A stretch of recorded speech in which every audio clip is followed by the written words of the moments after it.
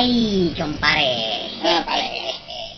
Mayroon nga pala akong inihandang kanta Ano yun? para sa mga hip-hop. Sige. Ito ay ordinary lang naman eh. Ordinary ba? Hard ba yan? Hindi hard.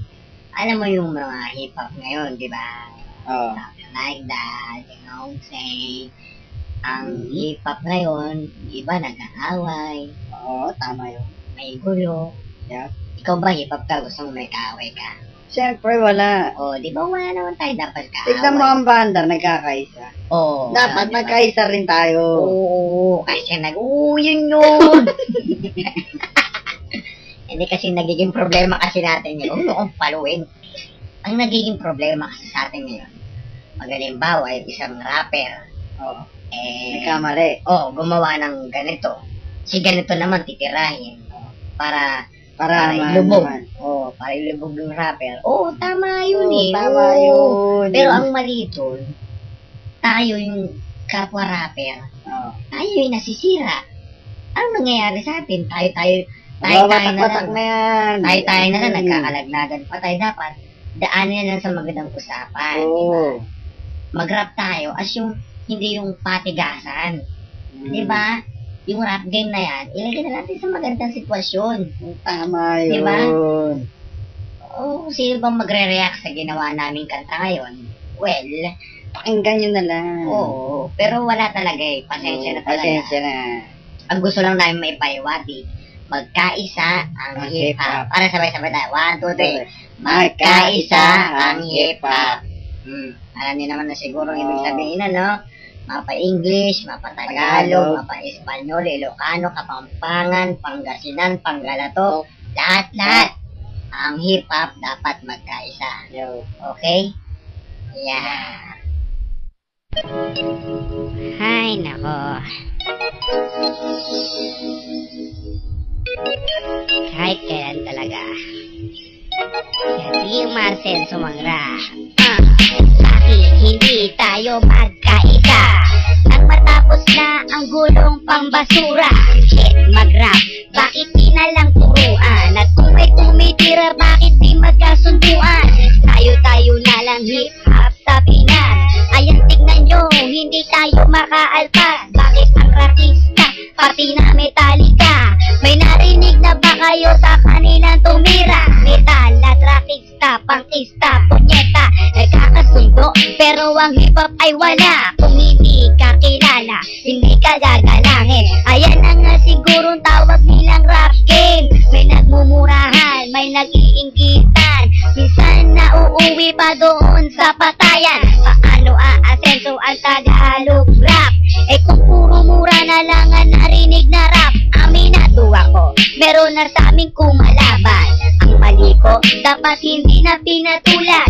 Pagkatapos kong murahin, naisip ko to, na dapat di na pinatulan ang gago. Sa susunod, na edis kami ng iba. Salamat na lang sa gagawing kanta. Ang rap artist sa Pinas dapat magkaisa. Kung hindi, mauuwi tayo sa wala. Ano ba ang tip nyo o masenso sa rap? At dapat kayo lang makilala ng lahat. Paano naman ang ibang kapatiran? Pag may pagkakataon, sinay pagbigyan. Ano ba ang tip nyo o masenso sa rap? At dapat kayo lang makilala ng lahat. Paano naman ang ibang kapatiran? Pag may pagkakataon, sinay pagbigyan. Hehehe.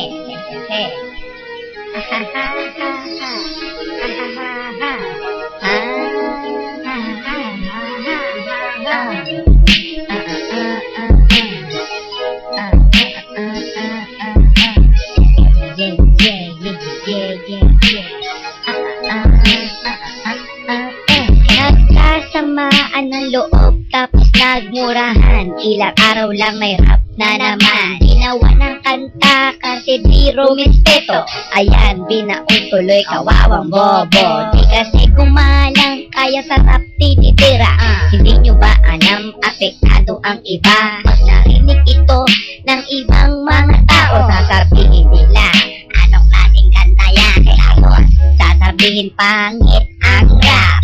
Sa Pinas, sabihin ng iba, sasabihin ng matatanda, parang nag-aaway. Kapag nainis ang radyo, pakipatay. May rapper akong nakilala at pinakinggan, sawa na raw ang mga tao sa rap na kundiman. Ibig niyang sabihin, mga love song na rap, nakakasawa na daw. Hindi kaya para sa'yo lang, sige nga, mag-rap ka ng malupit. Tapos iparinig mo sa inosente, yung tipong taong masyadong ordinary. Ano sa tingin mo, magugustuhan ba nila? Ay, ipaliwanag ko na lang kaya. Ipaliwanag ko na lang.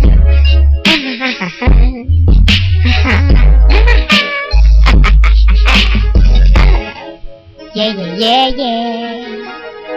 Yeah, yeah, yeah. Dapat na, kasi tayo ay hip-hop.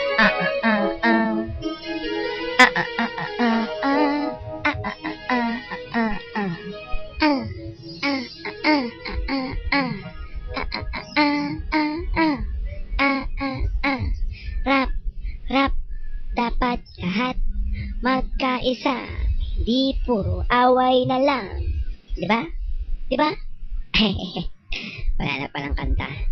Anyway, ito po ang inyong likod, si Salvation.